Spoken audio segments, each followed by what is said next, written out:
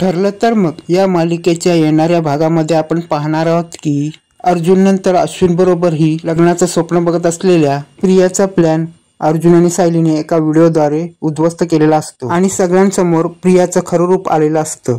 अश्विन समोर ही प्रियाचं खरं रूप आल्यामुळे तो तिला सुभेदारांच्या घरातून हाकलून देण्यासाठी सांगतो। त्यामुळे अर्जुन आणि सायलीला प्रियाचा खूप राग आलेला असतो। तेव्हा त्यांना प्रतिमा दिलासा देते की अर्जुनच्या टायमालाही मी सायलीला सपोर्ट केला होता आणि पुढे पण मी सायलीला सपोर्ट करणार, हे सांगून अर्जुन आणि सायलीला प्रतिमा दिलासा देते आणि सायली देवी आईच्या पुढे हात जोडून सांगते की या कपटी प्रियाचा डाव आम्हाला पुढे कळू दे आणि आमच्या घरच्यांची आणि मधुभाऊंची तू काळजी घे, असं ती देवी आईला हात जोडून सांगते। तिकडे होळी झाल्यानंतर त्याचा मान अर्जुनला दिला गेला नसतो, त्यामुळे अर्जुनलाही कुठेतरी वाईट वाटत असतं।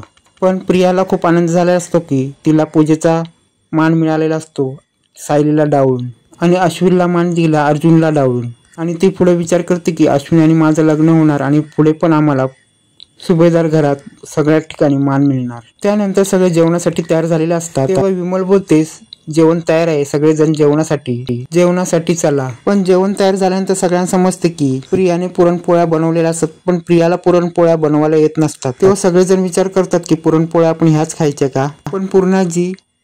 पण पूर्णाजी आनंदात असतात की त्यांना सुनेच्या हातच्या पुरणपोळ्या खायच्या असतात। तेव्हा अश्विन बोलतो प्रियाने पुरणपोळ्या बनवल्या म्हणजे त्यांना नकाशासारख्या असतील। तेव्हा विमल बोलते पुरणपोळ्या सगळ्या ठीक आहेत, तुम्ही घाबरू नका। त्यानंतर सगळे पुरणपोळ्याचे कौतुक करतात की त्यांना समजतं की पुरणपोळ्या मस्त झाल्यात गोलमटूल। पण तेव्हा कोणाला समजत नाही कोणी बनवल्या पुरणपोळ्या। तेव्हा प्रतिमा बोलते कोणी काय, आपल्या सायलीने बनवल्या पुरणपोळ्या। पण इथे प्रियाचं नाक मुरडलेलं असतं कारण की त्या सगळ्या पुरणपोळ्या सायलीने बनवलेल्या असतात, त्यामुळे सायलीचं कौतुक होत असतं। इथे महिपत दारू पित असतो आणि त्याला सयाजी फोन करतो आणि तेव्हा महिपत बोलतो सयाजी तू कशाला फोन केलास?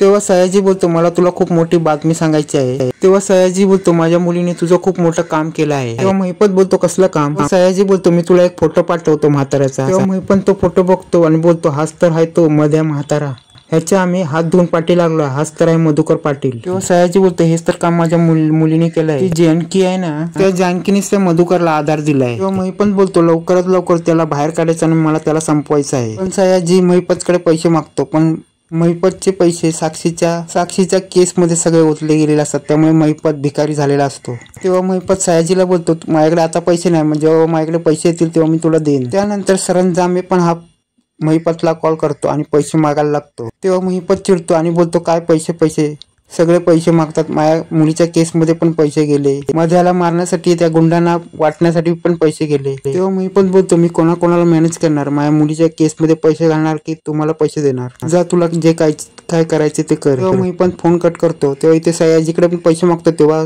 सयाजी पण पैसे द्यायला नकार देतो आणि महिपत बोलतो कोणी मला मदत करायला तयार नाही। तेव्हा सयाजी हसतो, तो पण आता पैसे द्यायला तयार नाही आणि त्या मध्याला पण मारायला बघतो, तो मारत नाही आणि इकडे महिपत खूप टेन्शन मध्ये आलेला असतो। इथे मधुभाऊंना वाचवण्यासाठी जानकीला गोळी लागली असते, त्यामुळे ती हॉस्पिटलमध्ये ऍडमिट असते। तेव्हा अर्जुन बोलतो तो महिपत आहे ना, त्याचे मी आता वाट लावणार, त्याचे आता शेवटचे काउंटडाऊन सुरू झाले आहेत आणि मी त्याला जेलची हवा खायला लावणार, त्याने जानकी वहिनीवर हल्ला करण्याचं ठरवलंय, मी त्याला सोडणार नाही। इकडे महिपत जाम टेन्शन मध्ये आला असतो आणि त्याला कोण पण मदत करत नाही आणि त्याची मुलगी ही पण जेलमध्ये अडकलेली असते आणि त्याची पण जेलमध्ये जायची वेळ आलेली असते। पण त्याच्या पाकिटात जेवढे तेवढे पैसे असतात ते मोजायला लागतो, पण त्याच्याकडे तेवढेच पैसे असतात ते कोणाला द्यायच्या लायकीचे नसतात। तेव्हा अर्जुन जाऊन सरंजामेला भेटतो आणि त्याला वाटतं की त्याच्याकडे जाऊन काहीतरी क्लू तरी या केस बद्दल मिळेल। इकडे महिपत खूप भिकारी झाला असतो कारण त्याने गुंड पाळलेला असतात, त्यांना पण पैसे द्यायला त्याच्याकडे पैसे नसतात आणि प्रत्येक गुंडाला सांगतो माझ्याकडे आता पैसे नाही, तुला नंतर पैसे देईन। आणि इथे अर्जुन आणि चेतन सरंजामेला भेटायला असतात। त्या सरंजामेला महिपतकडून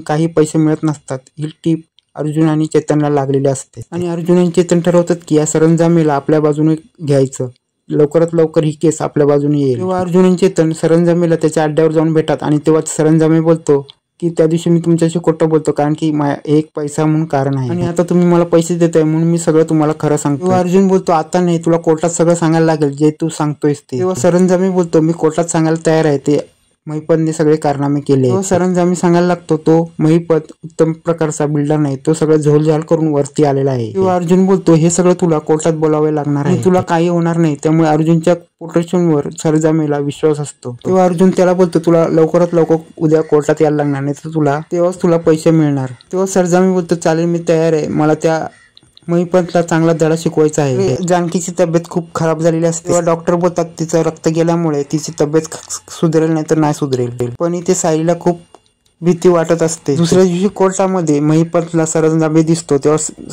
महिपत बोलतो हा इकडे कशाला आला. पण इथे महिपतला टेन्शन आलं असतं की हा सरंजामी काय उकळणार नाही ना, आणि काय करायचा हा प्रश्न त्याच्यावर उपस्थित झालेला असतो. आणि आता अर्जुनने अर्धी केस तर जिंकलेली असते आणि आता फक्त सरंजामीला महिपतचं सगळं सत्य कोर्टात मांडायचं असतं. आणि आता पुढे सरंजामी महिपत विरुद्ध कोर्टात काय साक्ष देणार हे पुढे पाहणे तेच रंजक होणार आहे.